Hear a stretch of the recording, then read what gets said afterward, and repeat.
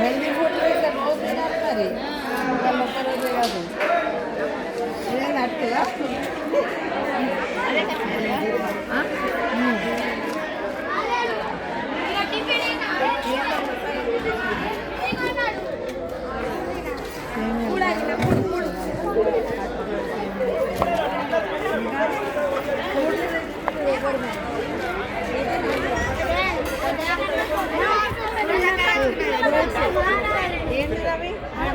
పిల్లలు మొత్తం 5 రకాలు చేసుకొచ్చి